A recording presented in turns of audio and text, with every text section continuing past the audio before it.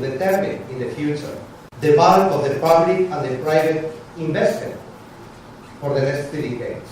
The question of energy, the question of food, the question of water, the question of climate change. Investments are going to go that way, and out of a public-private dialogue.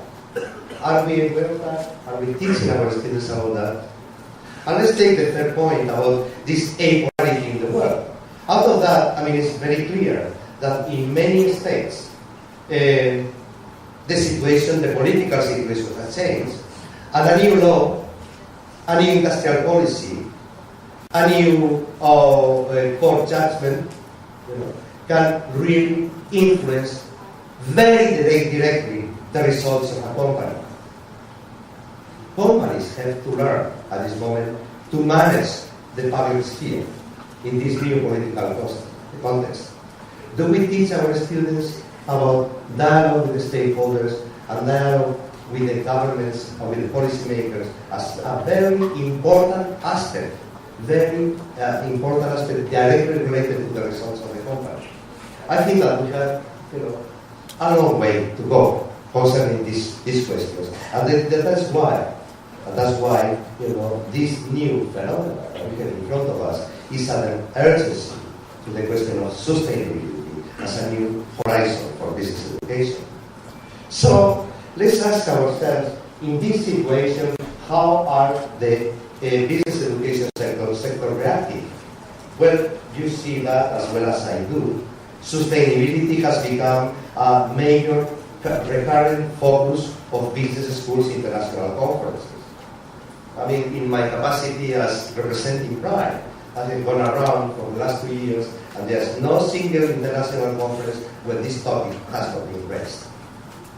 Secondly, I would say that there is a new generation of deans focused on sustainability issues. And maybe the most paradigmatic is the new dean of Harvard, Nitin Nohria, recently elected. Well, Nitin Nohria doesn't come from the traditional fields of deans in Harvard, and that goes back, as you know, more than 100 years. He is not a former professor of finances, a former professor of strategy. He comes from leadership and sustainability. Now, why?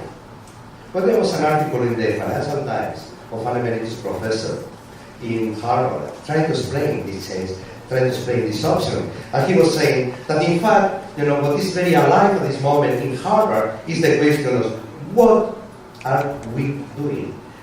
What is Harvard contributing to the solution of the world's most important problems? And precisely, this type of question is the one that has meant, well, let's change direction. Let's make out of Harvard something that has been lost in the past.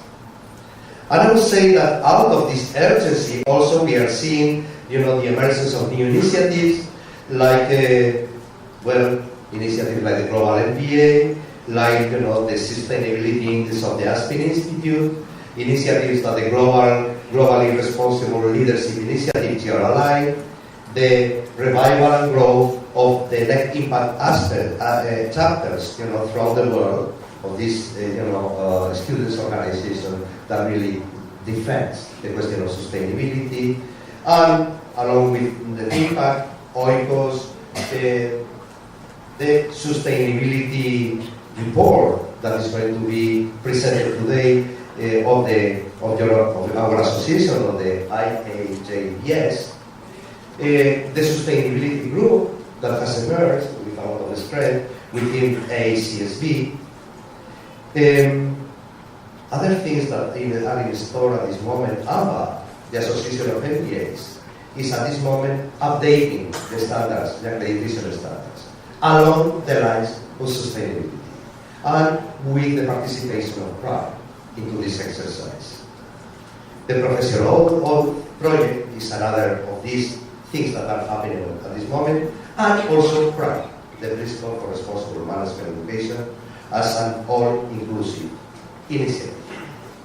So let me talk very briefly about the Principles for Responsible Management Education. The Principles of Management Education, they were born in July 2007, when a group of 60 deans and professionals, professors and scholars, from all over the world, we presented to Ban Ki-moon, to the Secretary General of the United Nations, these principles. In fact, we have had a task force from the previous 6 months in 2007 drafting these principles. So that was the moment in which Prime was born. Prime, defined like a global call to change the curriculum, research, and learning methods of management education, incorporating at the core of what we do in our business schools the vision, the tools, and the skills, the values of the United Nations Global Compact. And those values, as I said before, relate to human rights, to labor standards, to the environmental care, to the anti-corruption, to the challenge of development. The principles themselves are very simple, and I will go very quickly over them. In the declaration, many of you are already participants, we say, as institutions of higher education involved in the development of current and future managers, we declare our willingness to progress in the implementation within our institution of the following principles. And it says, we will report on the progress to all our stakeholders and exchange effective practices related to these principles with other academic institutions. So the principles are 6, very briefly. The first one is a mission statement. Really refers to what is it all about in a business school from the point of view of this initiative. We have to teach our participants, our students, about a sustainable value for business and society at large. So I would say this is the most important core concept, business and society. In other words, the positive impact in terms of the environment and the social impact of the company within society. And secondly, to work for an inclusive and sustainable global economy. Nothing less. This is really a huge change. Second principle. The second principle refers to the change in the curriculum. The third principle refers to the learning methods in our business schools. The fourth principle refers to research.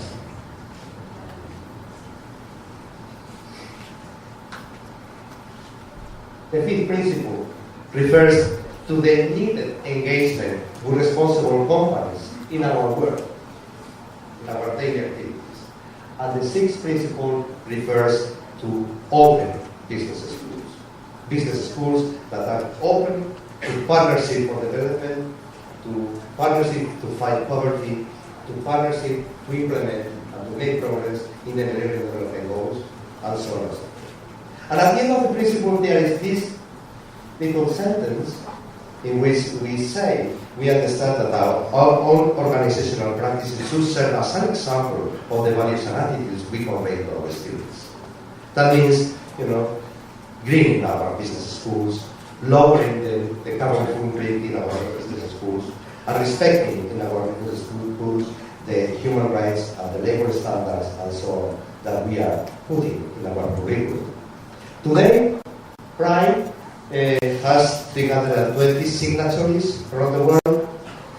Other important feature is that the credibility of the initiative is being created at this moment through reporting. There is no other way of having a serious initiative but by publicly stating the progress that is being done. So in Prime, every 18 months, the school has to issue a report. And this report is not really, kind of an obligation. On the contrary, it's the way of sharing information on progress and therefore making together a learning community. Prime has a growing number of activities, anti-corruption groups, poverty as a challenge group, climate change group, travel studies group, learning methods groups, and so on and so forth. But one thing I would like to really highlight here is that almost all relevant associations in our sector are on board. There is CSB as part of our conveners, EFMD, and the Association of MBAs, the three big accreditation bodies.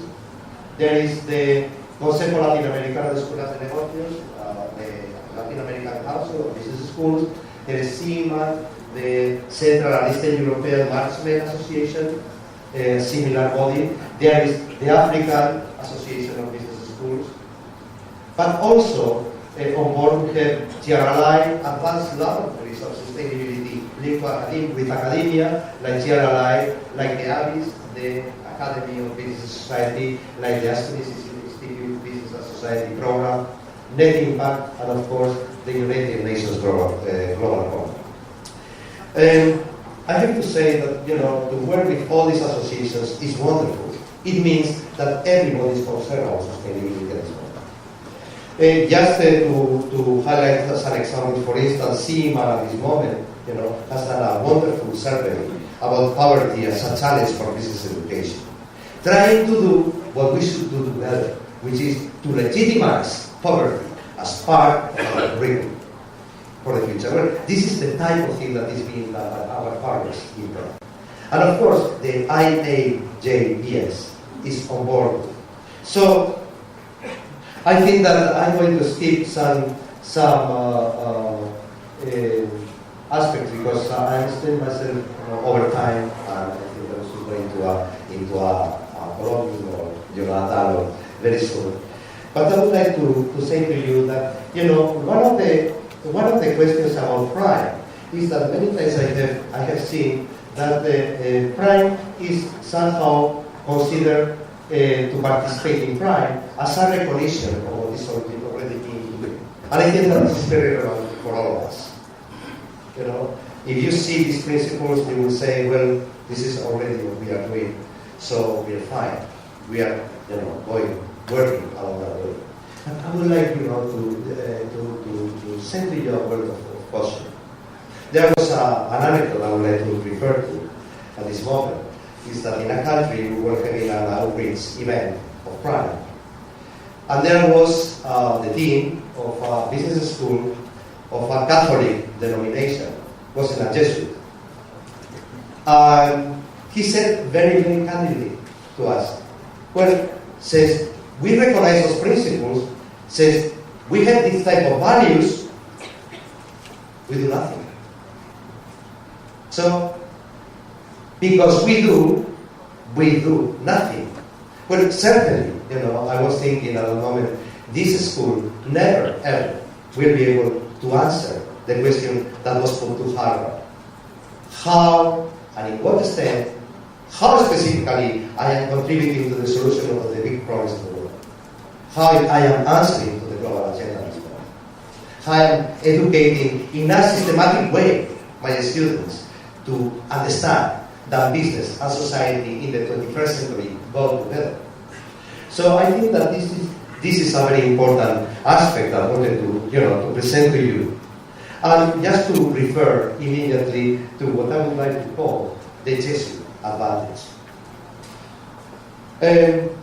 In my own experience, although I have to say that my experience in my own business school is just 3 months, so I'm very green into this, but looking around, going around the world, and seeing the reactions of many Jesuit business schools, I can see that the principles resonate very well with the work that is already being done. Why? I think that there are two basic arguments here. The first one is that the Jesuit tradition is values-based education. And that's precisely what is needed today. And because after all, Prime and the Global Compact is nothing but a values-based proposition for the 21st century that really connects with your tradition, that really connects to what is quintessential for us, that is a values-based education. That's the first aspect. And the second aspect I would say is that the Jesuit underlying philosophy of leadership, and I would say stemming directly from the Ignatian tradition, could be summarized as to innovate with confidence.